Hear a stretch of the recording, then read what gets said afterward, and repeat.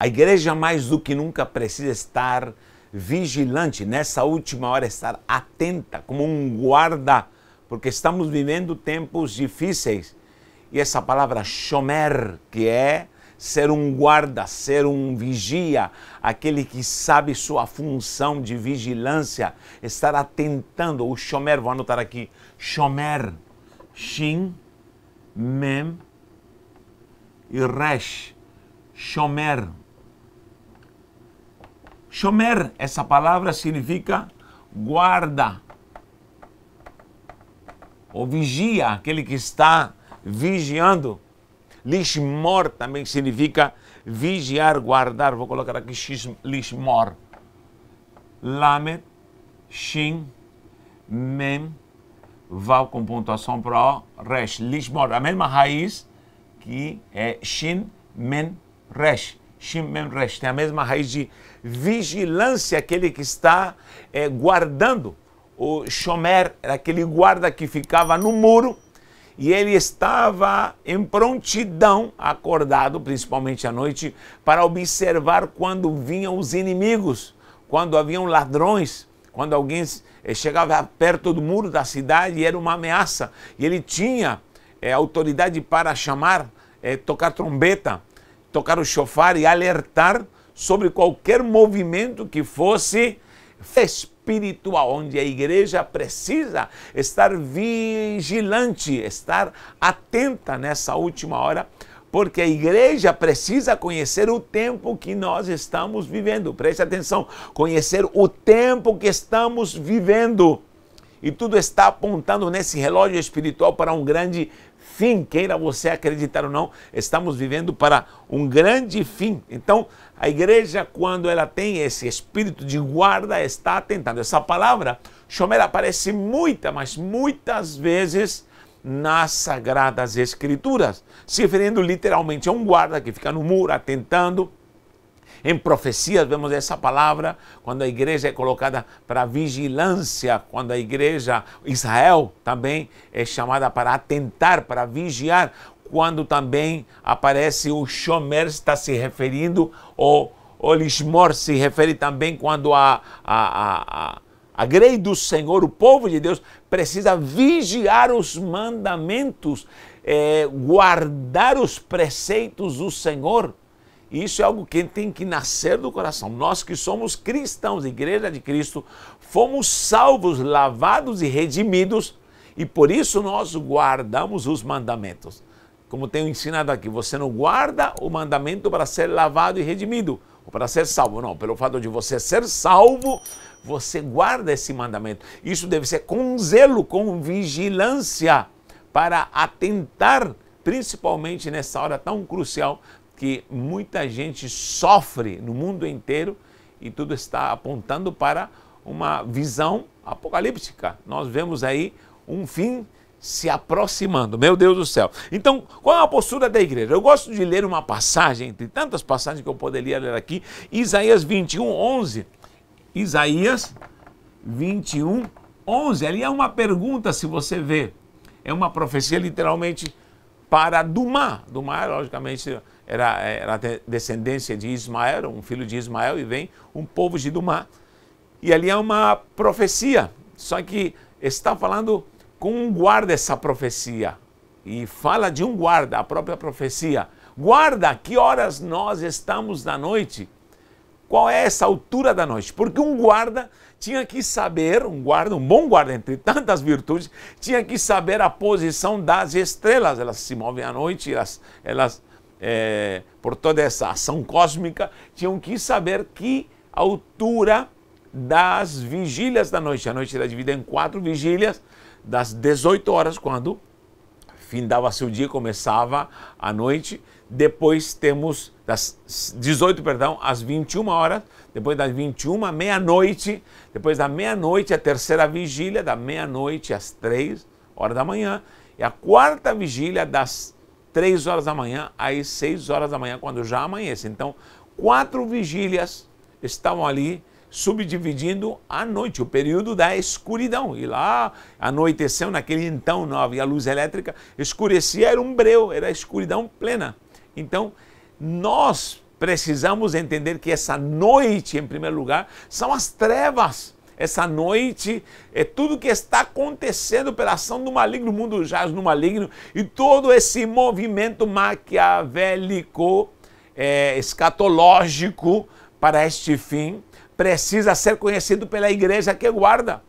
Então, quando alguém de noite queria saber, vamos lá, estava com insônia e se levantava e falava com os guardas do muro, eles estavam no muro.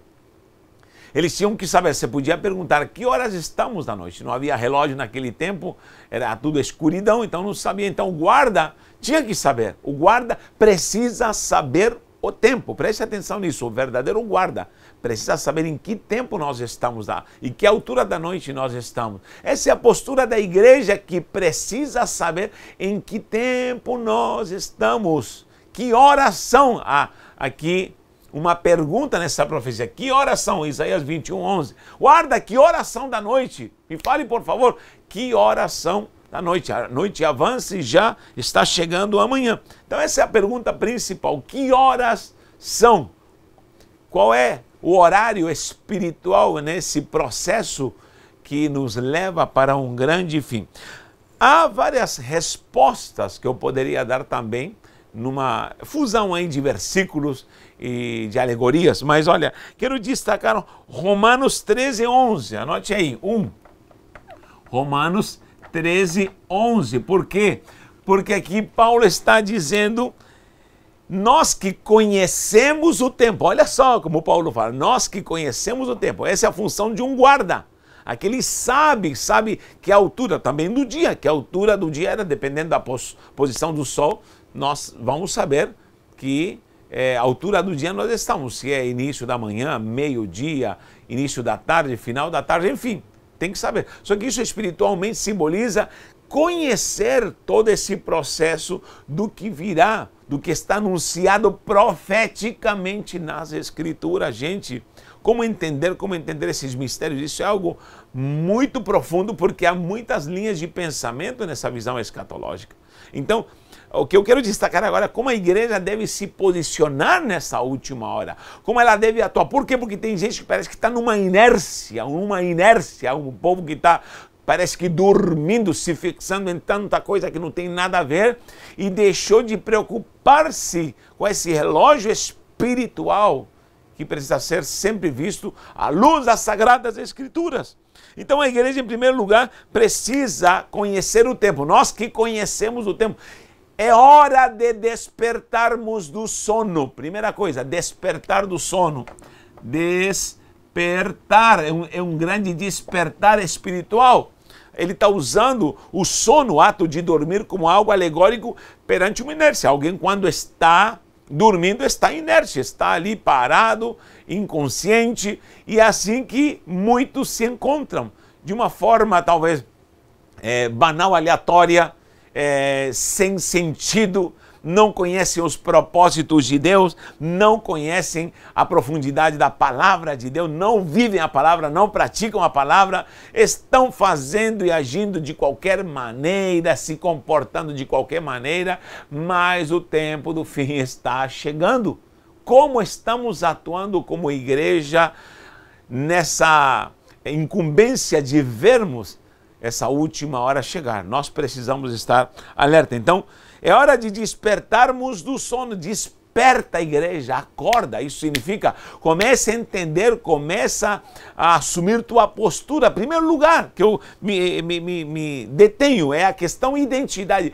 Quem a igreja é? Quem a igreja é? Qual a nossa identidade? Identidade. Quando nós falamos de identidade, estamos falando de quem ela é em Cristo Jesus. Qual é a sua postura em Cristo Jesus? A nossa identidade é em Cristo, está em Cristo. Nós fomos regenerados no novo DNA, já tenho falado muito sobre isso. E é necessário entender a nossa identidade. Quem somos? Você sabe quem você é como igreja? Porque tem gente que só congrega numa denominação e nunca vai saber a sua identidade em Cristo. Segunda coisa, aqui é A, né? B. Agora B é propósitos. Propósitos. Isso aqui é muito interessante, porque o que tem de gente que não entende os propósitos de Deus na sua vida como igreja e não vai entender nunca. O que mais tem dentro das congregações é gente perdida, que canta, louva, adora, levanta as mãos, ouve palavra, mas não sabe o seu sublime propósito, dado pelo poder de Deus, dado pelo próprio Deus. Qual é o seu propósito? Para onde você vai chegar? Qual é a sua missão espiritual? Para que Deus te chamou? Qual é o seu ministério? Como a igreja hoje se desenvolve, você como indivíduo, como você se desenvolve nos propósitos de Deus. E a gente que se perdeu na caminhada e até hoje diz, eu não entendi os propósitos de Deus. Já ouvi gente orando ao Senhor, me dá propósito. Deus não dá propósitos não, querido. Deus não dá propósito. Aliás, você não está aqui, e pelo fato de você estar aqui, existir, Deus vai te mandar propósitos. Não, Senhor. Você veio a este mundo porque já existiam propósitos. Entenda bem.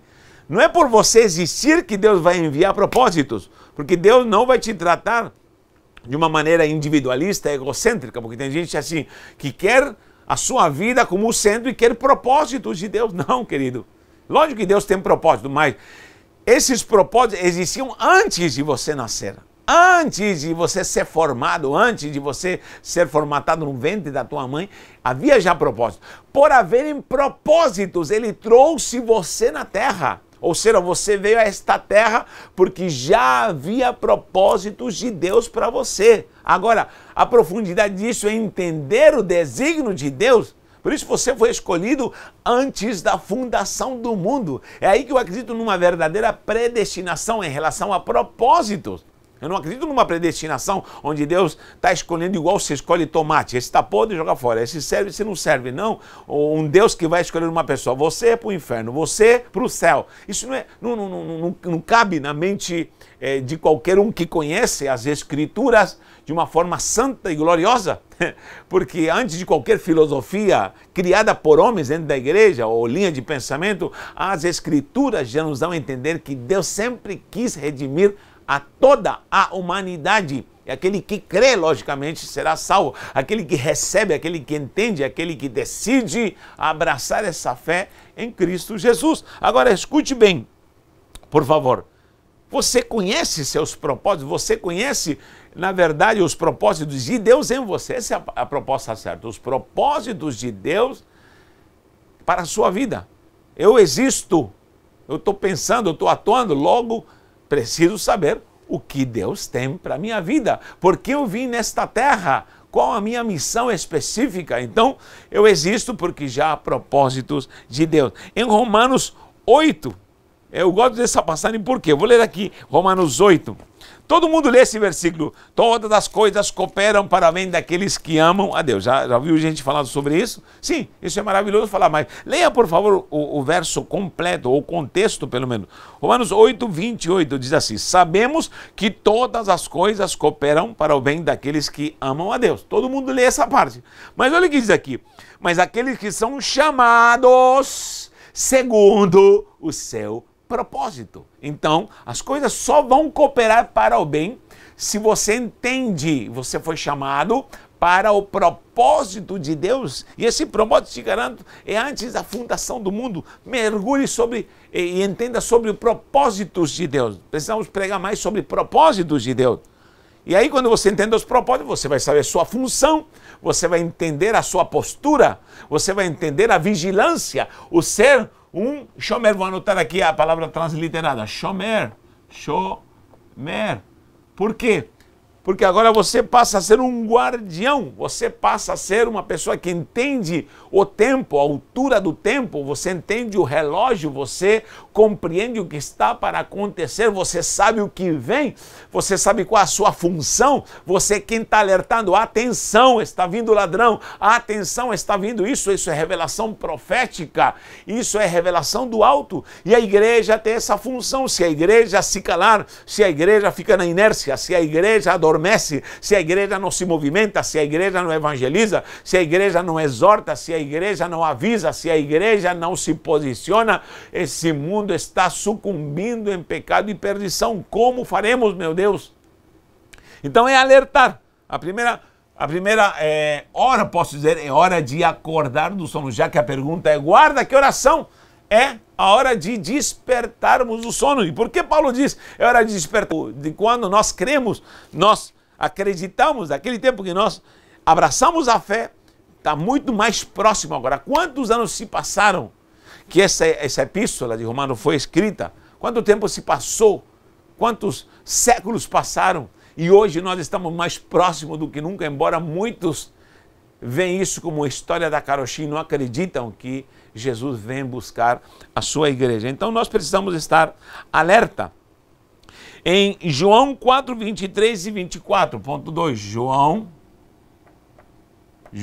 4, 23 e 24. Com quem Jesus está falando? Está falando com a mulher samaritana. João 4, 23 e 24. E começam a dialogar, você conhece todo o diálogo com a samaritana, mas a mulher começa a falar da questão religiosa de como adorar, né? Os judeus adoravam em Jerusalém e os samaritanos no Monte Gerizim. E Jesus fala assim, chegou a hora e esta é a hora. Então, Jesus sabia da hora, do momento. Então, é a hora, ele falou, hora dos verdadeiros adoradores. Eita Deus, você entende minha letra. Hora dos verdadeiros adoradores. Primeira hora é a hora de despertar do sono. Acordar, entender quem somos, a nossa identidade, os propósitos. Só que essa é a hora também dos verdadeiros. Por que dos verdadeiros? Porque em todo lugar onde existe o verdadeiro, o original, vou chamar de original, sempre vai ter o pirata, vai ter o paralelo. Eu sempre pergunto, quem você é? Original ou é pirata? Porque o pirata parece com o original, mas não é. O paralelo parece com o original, mas não é. Em primeiro lugar, qualidade. Qualidade, durabilidade. Durabilidade é fidelidade. Quanto tempo vai durar?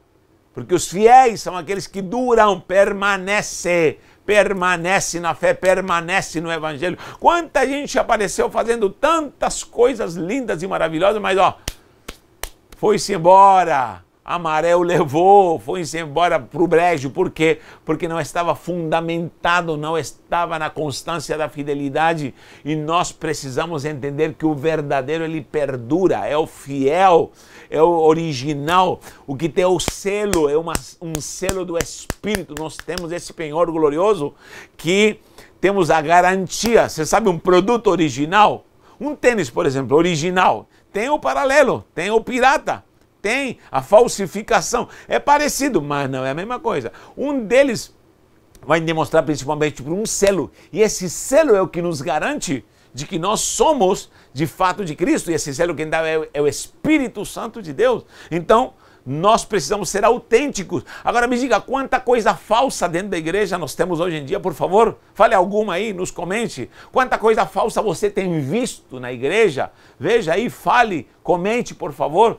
Falsos pastores, falsos apóstolos, falsos evangelistas, falsos mestres, falsos profetas, falsos cristos, falsas doutrinas, falsas metodologias, falsos processos, falsas igrejas. Falsas. Tudo isso é falso. Por quê? Porque o original vai surgir no meio das cinzas. O original vai prevalecer.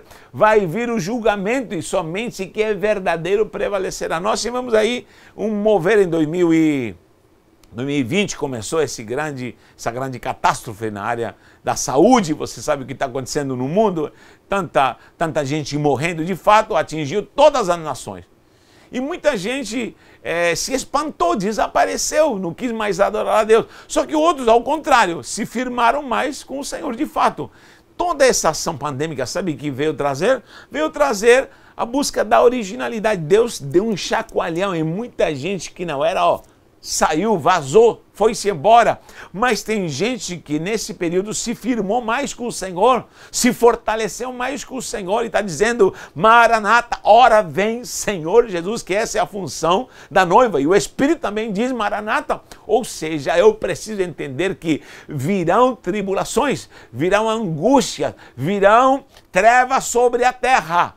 Mas quem tem o poder de ser um shomer, quem tem a autoridade de um guarda, daquele vigilante, ele vai estar atento e não vai ser surpreendido, não vai ser enganado, não se preocupe.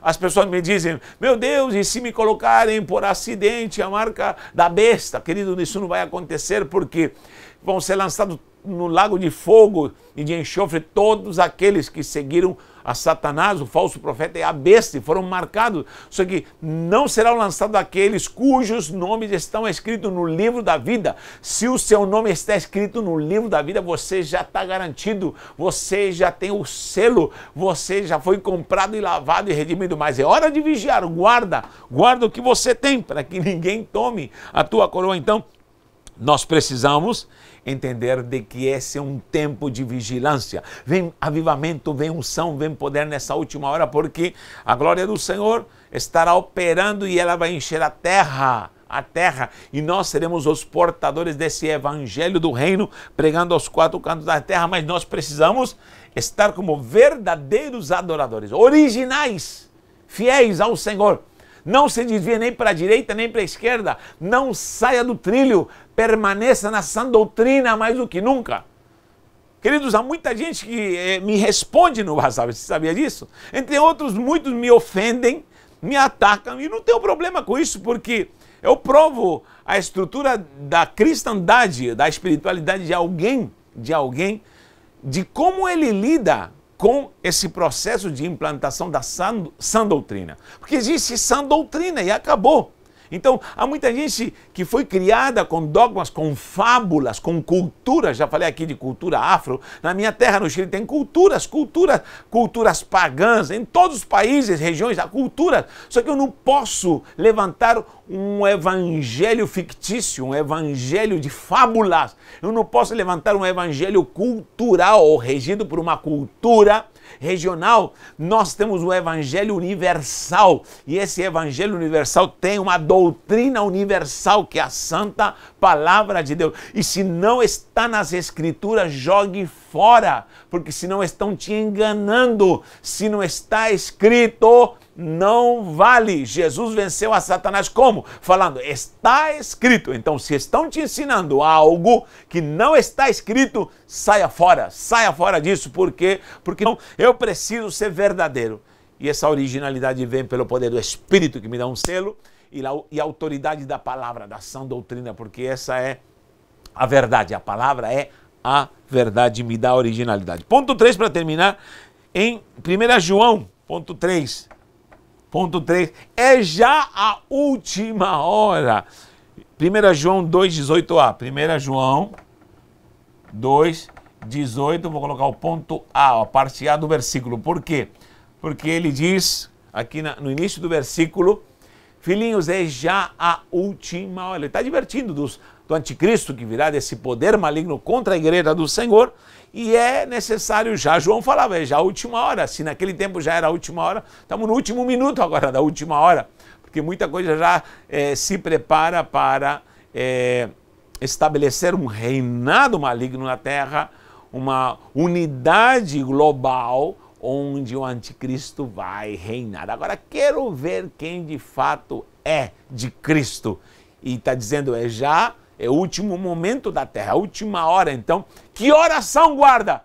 É já a última hora. Se você, como guarda, está em prontidão com essa vigilância, você vai saber que é hora de despertar. Você vai estar alerta, sóbrio. Além disso, você vai ser verdadeiro, você vai ser original. E além disso, você vai saber que a última hora, essa última hora já está aqui. Você é a igreja que está vivenciando coisas que precisamos estar em vigilância. Deus te abençoe, te dê graça e te dê sabedoria para entender essa palavra em nome de Yeshua. Muito bem, olha só, você vai ver agora quem vai ser o que vai estar sendo contemplado. Lembrando a você que o PDF deste estudo está lá no Telegram. Na descrição do vídeo você pode estar aí com a gente no canal. Assim também você pode estudar com a gente. Lembrando também que nós temos até o dia 10 uma promoção, 40% de desconto em todas as matérias, tá bom? Quem for contemplado nessa bolsa, ele vai pagar apenas R$1 por cada matéria. A exigência da Hotmart só pode se pagar no mínimo R$1, não pode ser dado de graça. Então, você paga R$1, você já pode estar adquirindo uma matéria, ou seja, são 12 matérias, são R$12 que você vai investir. Por R$12 você vai ter o básico, 12 matérias, você vai receber sua diplomação de teologia contemplando. Ó, mão vazia, rapidinho. Meu Deus, vamos lá. Quem vai ser o contemplado, meu Deus do céu? Tá aqui o nome. Moraes. Luciano Nunes de Moraes, tá bom? Ele ganhou a bolsa completa com todos, tá bom? Você vai ter que entrar em contato com a gente. Vou sortear outra bolsa, vamos lá, mais uma bolsa. Luciano foi, Nunes de Moraes, você tem que entrar em contato com a gente. Vamos lá, mais uma. Gilmar Borges de Souza. Gilmar Borges de Souza. São os dois contemplados da bolsa. Ligue para a gente e você pode estar aí estudando conosco. Um abraço, Deus te abençoe.